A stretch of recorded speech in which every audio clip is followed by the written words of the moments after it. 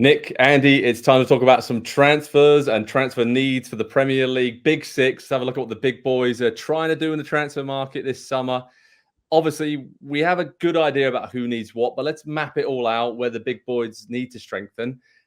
Nick, let's start with Man City, Arsenal, Liverpool, the title contenders. Obviously, Man City won it last season. We expect them probably to be right up there again this upcoming season. Maybe not Liverpool, dependent, but we'll wait and see. But what do you think those teams need to do to improve their squad? Start with whichever team you feel the strongest about.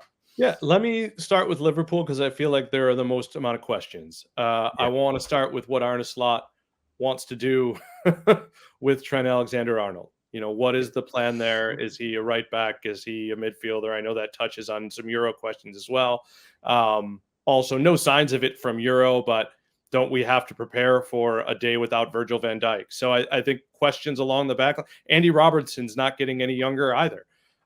So some questions there because I think the midfield is fine. I don't hear rumbling that Mo Salah is going to leave. So lots of attacking talent, but will Liverpool be good enough at the back? Konate has not looked great at Euro, by the way.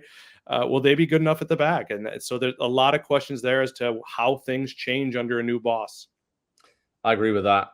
Defensively, that was their Achilles heel last season. So how are they? Is it style of play? Is it, a change in personnel? It seems like it's probably the latter, right, Andy? I think it's a defensive midfielder still. And this was a conversation we had last summer. Yeah. We've kind of been having this conversation since Fabinho left, right? Is who's going to protect the back line? And the greatest way to extend Virgil van Dijk's best years, maybe not best years, but still really good years, is to give him a little protection in front. The Van Dijk Konate partnership is about as solid as any team in the Premier League. But that midfield, as much as they like to get forward and obviously this might change under Slot a little bit, but I think he's kind of said that they're going to look to play fairly similarly because those are his ideas, and it just makes sense to hand a team over and to not change everything. So to me, it's an upgrade on Wataru Endo at defensive midfield. I would like to see more Gravenberg too. Because you have busybodies like Szoboszlai and Elliott, maybe he could be the thing. Still a young player. Yeah, I agree. Yeah, they tweaked it, didn't they? Went too far the other way of McAllister and Szoboszlai, excellent players, but Endo had his moments. But you're right, that holding midfield is probably what's needed.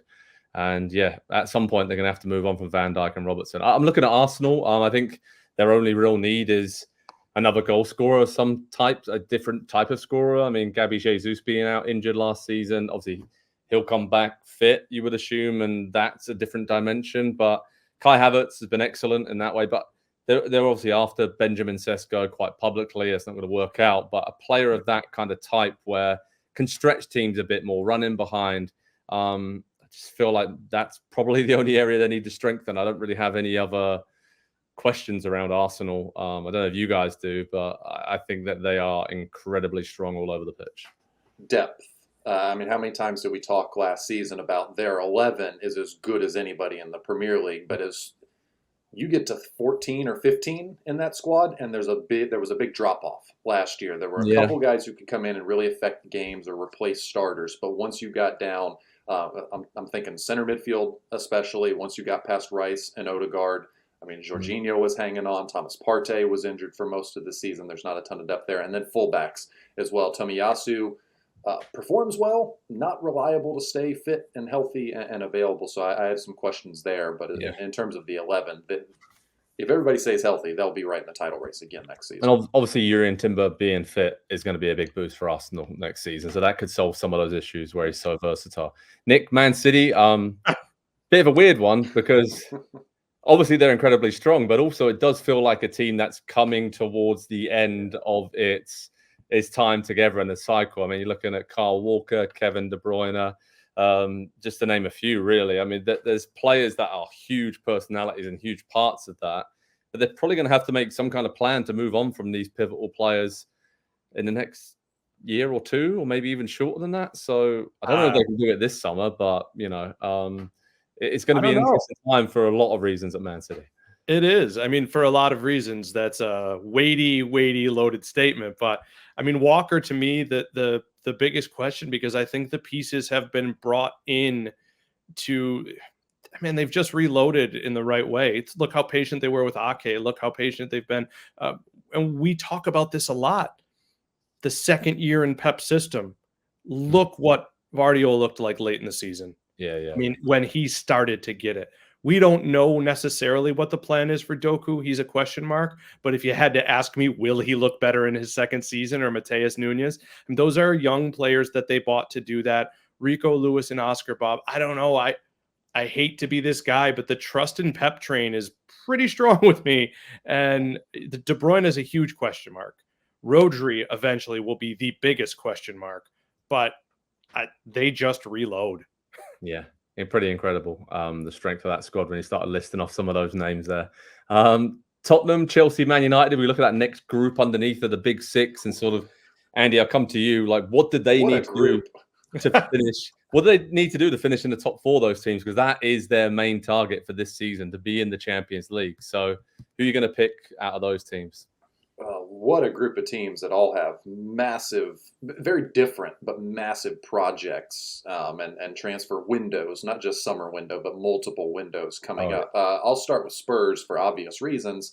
This summer is about clearing out the decks for Ange and giving him, one, the finances, but two, the roster spots to bring in players that he wants that fit his system. Because for everything they did last season, finishing fifth and just about stealing fourth there at the end of the season, they did it with half of a squad that didn't fit whatsoever into the way that they were trying to play. And so all of with a bit of time and hindsight to look back on Spurs season, maybe a little bit more objectively, a little bit more with the head rather than the heart, they achieved something incredible last season to do what they did at swimming again upstream, uphill the entire season. And there were moments that were great. There were moments that were terrible. And I think that the continuity of obviously having second year with Ange is going to make a big difference. But bringing in, well, they have Lucas Bergvall coming in from Sweden, who I think is going to be a really young, exciting player. It might take him about a half a season to settle in.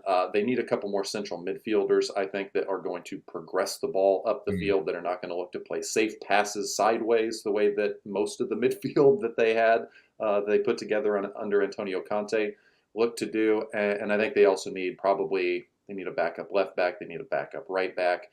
And I think Richarlison's okay to roll with at center forward, because I think you're going to get goals from so many different positions in Ange's system that you don't need someone that gets you 15 or 20 at center forward. So there's a lot of money to be spent in this team, but I think they're going to bring in a lot on players that are leaving. Yeah, I think a lot of those centre midfielders are probably going to move on, right? And they need a slightly different profile of centre midfielder there in this Ange system to really make it tick. And that is one of the main things that was missing at stages last season. Nick, Man United, centre back, right? I guess they've been going after Branthwaite, but offering next to nothing for him. So Everton aren't keen on that.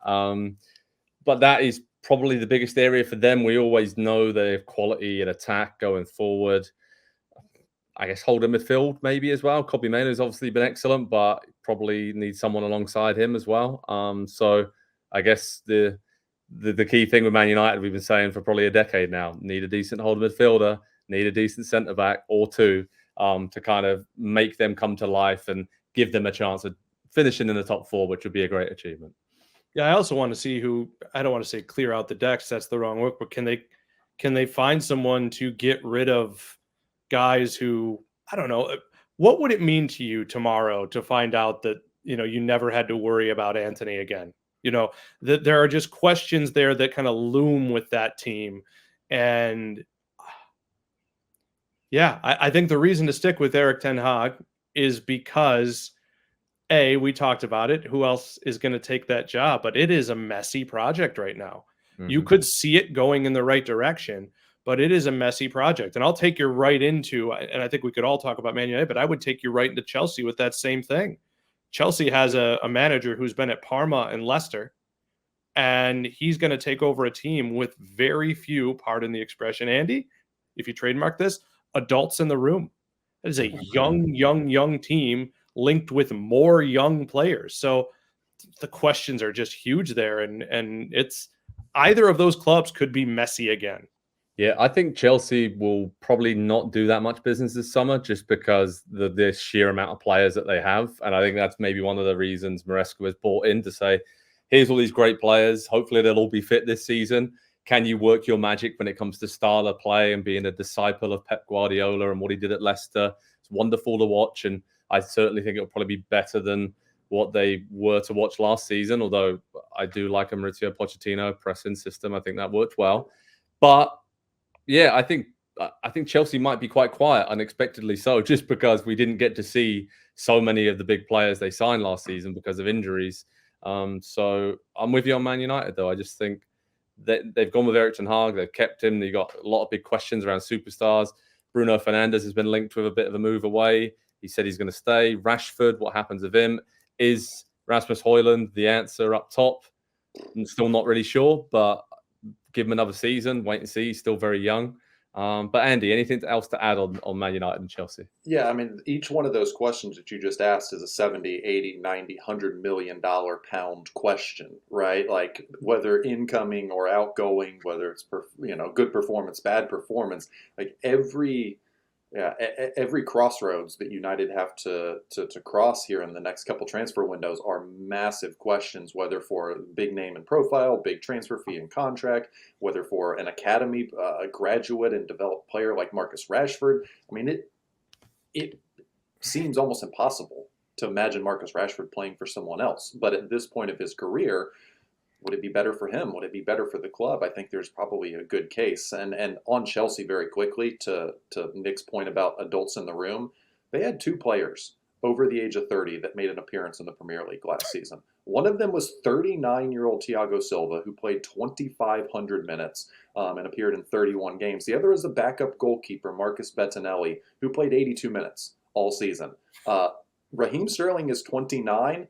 There was nobody else that played last season that was over 26 years old. So there is, just by time alone, they are going to mature and grow and maybe come together a little bit more as a team. I think we underestimated how insane their transfer business was last summer, and how trying to take all that transfer business and make it into a team. I think we underestimated how difficult of a challenge that was going to be, and we thought it would be difficult.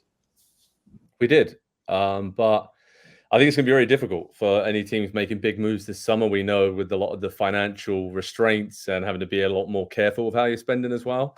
It could be quite a different transfer window, I think, with teams having to be a lot shrewder, shall we say, on how they spend their money and try and plan it all out. But we'll wait and see. It's been a quiet start to the summer, but head over to Pro Soccer Talk on NBCSports.com for all the latest transfer news from around the Premier League. Hi there, I'm Rebecca Lowe, studio host for NBC's coverage of the Premier League. Don't forget to hit subscribe to watch more videos all season long. And for even more Premier League content, from original series to live matches, head over to Peacock. And be sure to tune in for Premier League mornings every weekend on USA Network and on Peacock. We will see you there.